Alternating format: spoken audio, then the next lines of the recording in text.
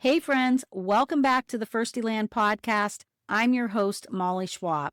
I'm wondering if any of this sounds familiar to you. I have a great class. They just won't stop talking. We could get a lot more accomplished if my kids would just stop talking. My class is so noisy. They talk all the time. Does any of that sound like you? If student talking is a problem in your classroom, you are not alone. In fact, this is one of the most common classroom management struggles teachers face, especially in kindergarten and first grade. It can be frustrating, exhausting, and honestly, it can make you feel like you're not in control of your own classroom. But don't worry, in today's episode, we're going to talk about why kids talk so much, and more importantly, what you can do about it. I'll share some simple strategies that you can start using right away to help you create a quiet and more focused classroom. Let's get started.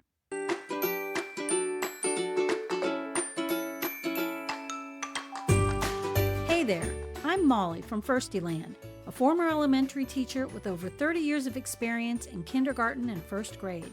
I'm here to help make teaching a little easier and a lot more fun. Whether you're looking for the perfect read aloud, fresh writing ideas, or simple classroom tips, I've got quick, practical strategies you can use right away. New teacher or experienced educator, there's something for everyone in Firstieland. So grab your coffee and teacher bag. Let's get started. When I first started teaching, I struggled with student talking every year. I'd give my kids directions for an activity, and I'd send them back to their seats. There'd be about a minute of silence, and then the rumbles would start. First, it was one or two kids, a whisper here or there, and then the whispers became louder, and eventually more and more kids would start to talk and whisper. So I'd tell them to stop talking and get back to work, or I'd give them a shh, and it would get quiet for about a minute, and then it would start again, and I'd tell the class to get quiet, this time in a louder voice, and so it would go over and over until I finally lost it and yelled at the entire class, handed out punishments left and right, and basically felt like I was going to lose my mind over the constant student talking. Have you been there? Does it sound familiar?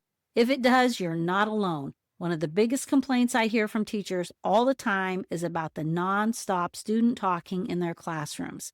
So here's a few things that I've learned over the years. First of all, silence is not always golden. Here's the thing. Kids need to talk. People need to talk. We talk all the time, and it's one of the ways that kids learn. They talk to us, and they learn from us. They talk to each other, and they learn from each other. So we need to give kids the opportunity to talk to one another during the day. But that being said, they don't need to talk nonstop all day long. So designate some student talking times. Since we know kids need to talk, designate certain times of the day as talking times. So what could that look like in your classroom? How about when they first come into the room in the morning? I always like to give my kids a soft start to the day. After they did their morning chores, which was handing in their folder and signing in and stuff like that, they could come into our classroom and choose a math tub or something from the fast finisher shelf to play with. They could talk and chat with their friends, and it was a nice way to start the day. They got all the chattiness out of their system in that first 20 minutes, and then when we moved to the carpet for our first lesson, they were ready to listen and learn. I mean, think about it as an adult. What's the first thing you do when you get to school? You probably stop in your teacher bestie's room to talk about some show you watched the night before, or maybe some juicy gossip that you found out about or something. You want to talk to people, right? You usually have something that you want to tell somebody or talk to them about, and kids are no different. So if you expect them to come into the classroom silently and get right to work, you might be setting yourself up for failure because you didn't let them get their thoughts out to their friends.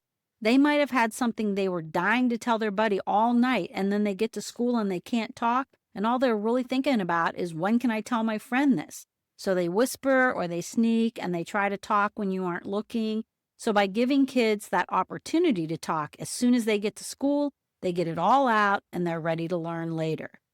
So think about when you can have talking times in your room. Maybe when they first come in, midway through the morning, maybe you can have a 10-minute break, right after lunch or recess, and maybe again at the end of the day. Try to fit these short breaks into your day so that kids have some time to chat with each other. All right, So now let's think about what is silence. Kids don't know what no talking means. They really don't. Just like all the other skills that you teach over the years, you have to teach about talking too. When kids are at home, they're allowed to talk anytime they want to. Probably nobody at home is saying no talking. So, this whole concept of not being able to talk whenever they want to is completely foreign to them. So, you have to teach them what that means. At the beginning of the year, we spent a lot of time learning about when we can and can't talk in school.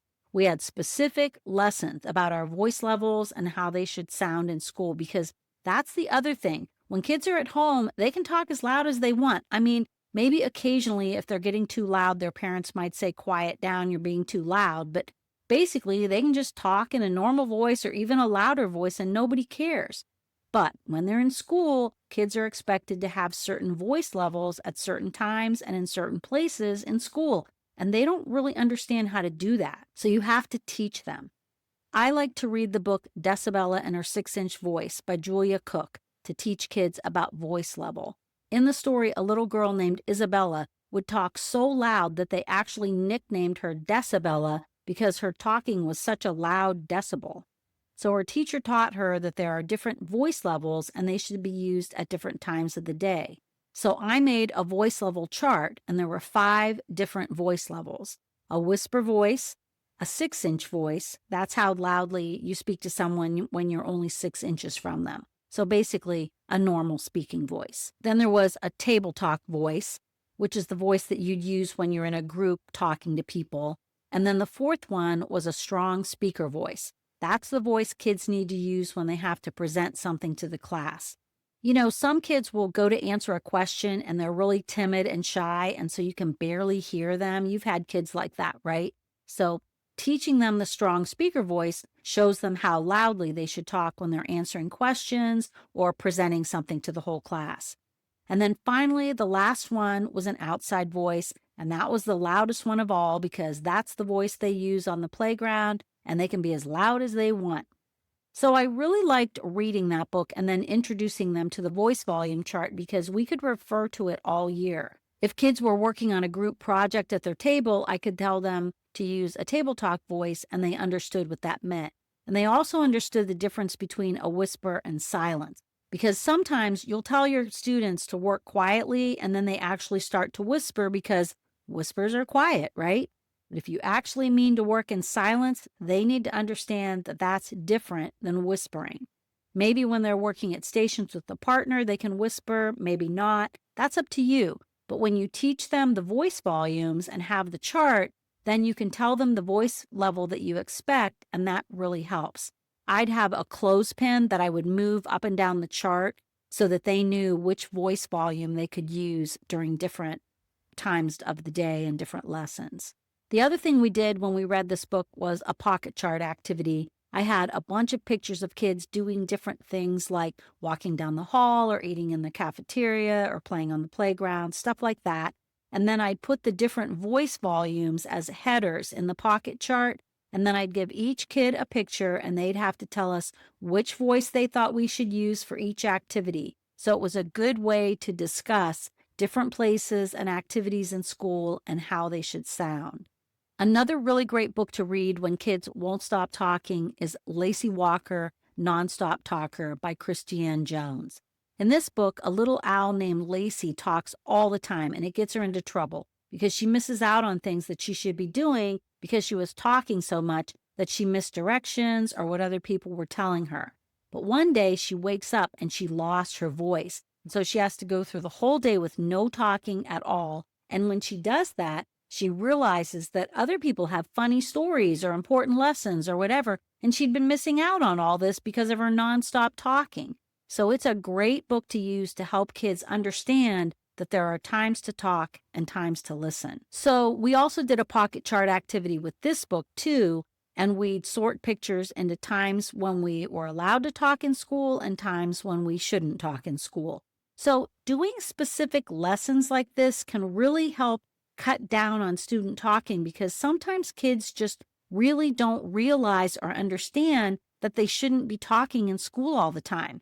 We need to give kids specific examples of when they can talk and how loud they can talk so that they really truly understand your expectations. Too many times I've seen teachers yell at kids for talking when they never took the time to teach kids why they shouldn't be talking. When kids understand the why behind the rules, they'll often follow your rules better. Another thing that can help with kids talking is to use a quiet timer. When you give kids a visual reminder of when they'll be able to talk, that's really helpful. I've used kitchen timers and egg timers in my classroom to show kids how long they have to complete an activity. They also know that during that time, when the timer's going, the room should be silent or no talking. One of my favorite visuals was to use these online timers that I found. I would project one of those timers on my board and tell the kids that they had to work with no talking until the timer went off.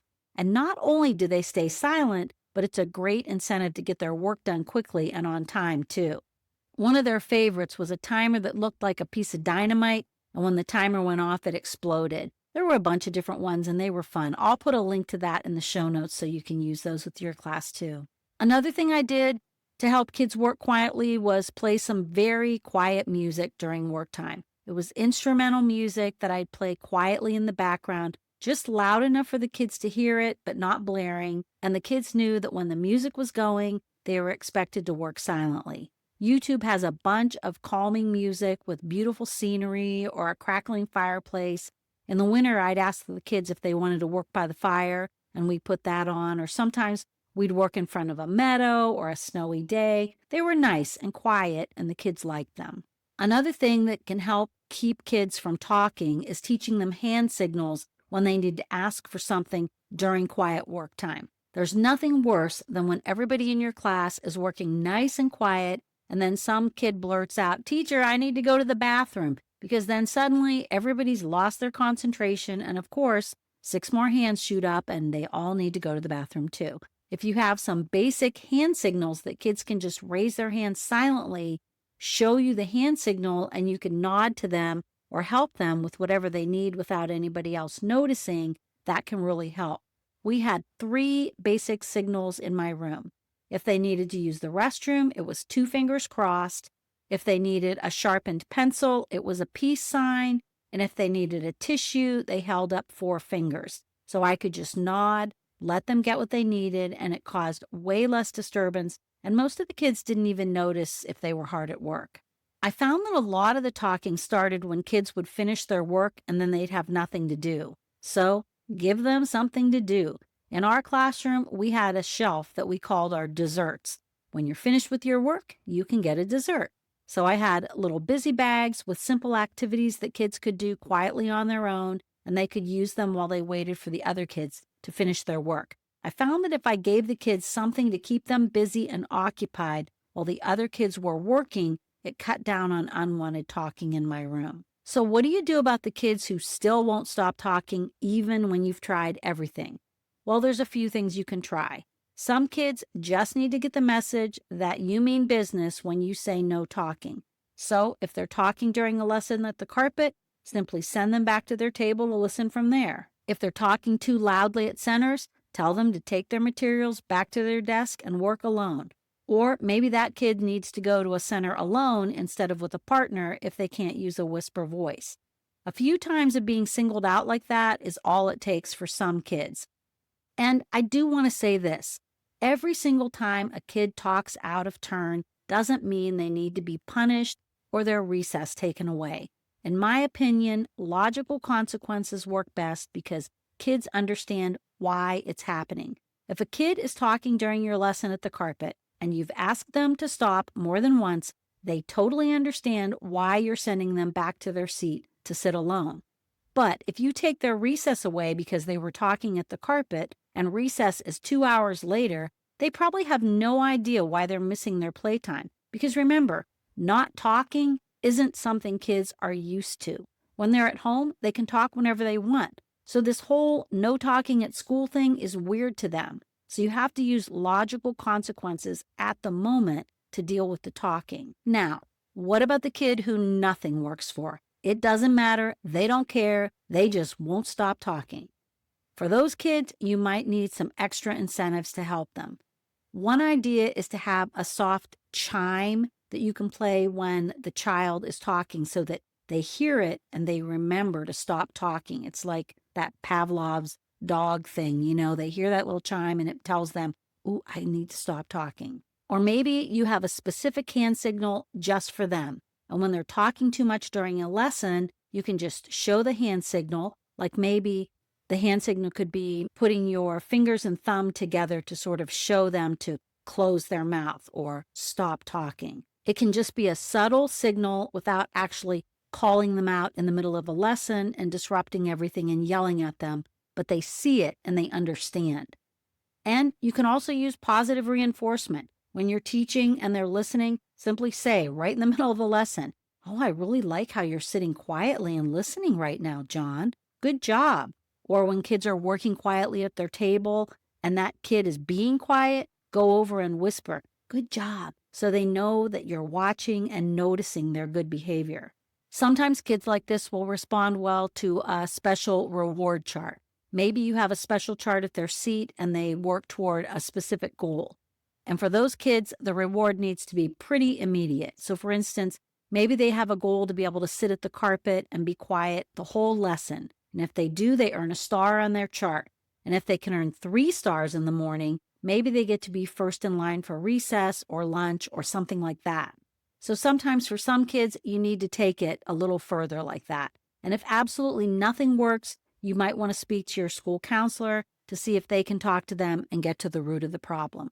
So just to recap, a few ideas to stop student talking: use read-alouds to guide specific lessons on your talking expectations, use a voice level chart, set quiet timers when kids are working or play quiet music, use hand signals so kids don't have to blurt out or interrupt, and have something quiet for kids to do if they finish their work early. And for those kids who nothing else seems to work, try praising them, special hand signals or sounds, and special incentives that they can earn for not talking. Okay, friends, I hope these ideas help you feel more confident and a little less frustrated when it comes to managing all that student chatter. Remember, it's not about having a silent classroom. It's about creating one where kids know when it's time to talk and when it's time to listen. I'll put the links to the books and the activities that I talked about in the show notes. And until next time, remember to make learning feel like play. See you next week. Thanks so much for tuning in. I hope you're walking away with some great tips that you can use right away. Be sure to hit the follow or subscribe button so you never miss an episode. And if you're enjoying the podcast, I'd love it if you'd leave a review. You can find the show notes and links for everything mentioned in this episode at Firstieland.com. I'll see you next week in Firstieland.